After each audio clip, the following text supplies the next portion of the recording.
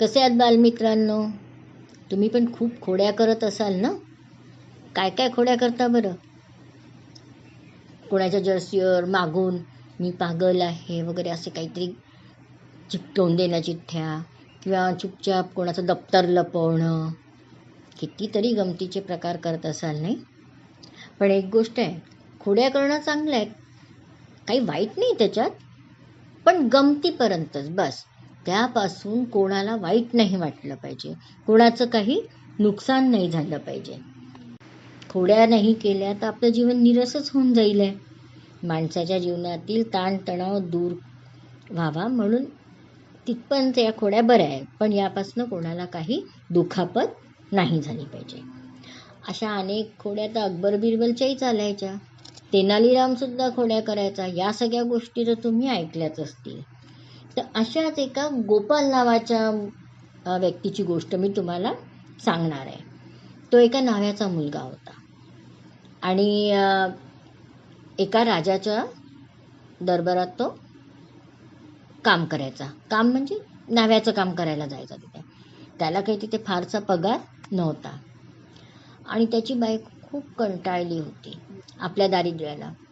त्यांचं घर काही पक्कं घर नव्हतं, कुठे खिडकीची दारं तुटले आहे, तर कुठे छतावर भोग पडली आहे. तिला यायचा खूप राग. काय फायदा म्हणे. आणि ती खूप एक दिवस रागाने भांडे बिंडे फेकत होती, आदळआपट करत होती. त्यांनी विचारलं, काय झालं तुला? म्हणे, काय फायदा तुमचा एवढा राजाच्या दरबारात राहून. म्हणे, तुम्ही खूप लाडके राजाचे, पण फायदा काय? आपलं घर पहा ना कसं आहे. काही एक धड नाही घरात. रंग द्यायला, डागजुगी करायला कशाला आपल्याजवळ पैसे नाही, काही नाही.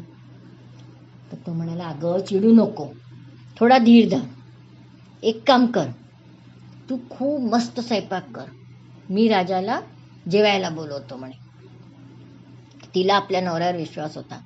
तिला माहीत होता की आपला नवरा खूप हुशार आहे, तो नक्की काही ना काही युक्ती करेलच.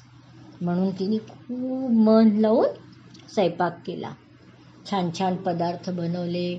यांनी राजाला आणि दरबारातल्या काही अजून एक दोन राजाचे जवळचे लोकांना बोलवलं जेवायला. आणि इकडे काय केलं त्यांनी माहिती आहे? आपल्या घराच्या चारीकडे 4 खांब टाकले आणि त्याच्यावर असं मचाणसारखं तयार केलं आणि मग वाट पाहत बसला. मग राजा आला आपल्या साथीदारांसोबत. तिथे त्यांनी शिडी लावून ठेवली होती. राजाला म्हणे, या मचाणवर चढा, मी तुम्हाला हे जे झावळ्या आहेत ना म्हणे, नारळाचे वगैरे झाडं होते, त्याच्या पानांनी तुम्हाला मी आता वारा देईन आहे. तर म्हणे, का बरं? माझ्या घरात जागाच कुठे आहे म्हणे तिथे बसायला, त्यामुळे मला हे असं मचाण बनवावं लागलं. माझ्या घरात जागा नाही, माझ्या घरात पंखा नाही, काही नाही. राजाच्या लक्षात आलं की यांनी का बरं असं केलं आहे. मग तो म्हणे, बरं ठीक आहे. आणि नंतर त्यांनी त्याचा पगार वाढवला. तर अशा अनेक गोष्टी तुम्हाला बंड्या सातबांड्याच्या गोष्टी ऐकल्या आहे का? दिलीप प्रभावळकर त्यांनी दिल्या, त्याच्यावर एक सिरियल पण बनलं आहे. एक चिंटू नावाचं एक सिनेमा पण आला होता. चिंटू नावाच्या एका छोट्या मुलाच्या गमती होत्या. तो आपल्या आईला खूप त्रास द्यायचा. तुम्ही पाहिला आहे का तो सिनेमा? खूप सुंदर सीन आहे त्याच्यात. तो आपल्या आईला खूप त्रास द्यायचा. मग आई त्याला खूप रागवली. तो म्हणाला, तुम्हाला रागवते ना, थांब मी घर सोडूनच जातो. त्याची आई म्हणते, जा, कुठे जायचं तुला घर सोडून. तर तो समोरच्या आपल्या ओळखीच्यांच्या घरी जातो, पण त्याला आईच्या विना काही करमत नाही आणि तो परत येतो. त्याचे वडील पण तेव्हा गावाला गेले असतात बरं. आता याला हा आलेला तर आहे तो तिथून, पण आईला त्याला असं भासवायचं नाही आहे की मला करमलं नाही किंवा भीती वाटली म्हणून मी परत आलो. तो आईला काय म्हणतो, अरे मी धीट आहे, मी येणारच नव्हतो, मला काही भीती नाही वाटत, पण मला वाटलं बाबा गावाला गेले आहे, तुला भीती वाटली तर तुझ्यासाठी मी आलो. या सगळ्या गमती मोठं झाल्यावर आठवण्यात खूप मजा येते. म्हातारपणी तर मस्त करमणूक.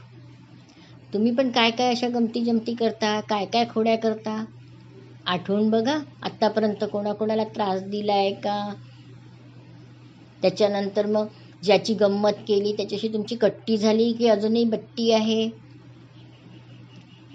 सगळं आठवा, मजा येईल. पुन्हा भेटूया अशाच एखाद्या छानशा गोष्टीसोबत. तोपर्यंत बाय.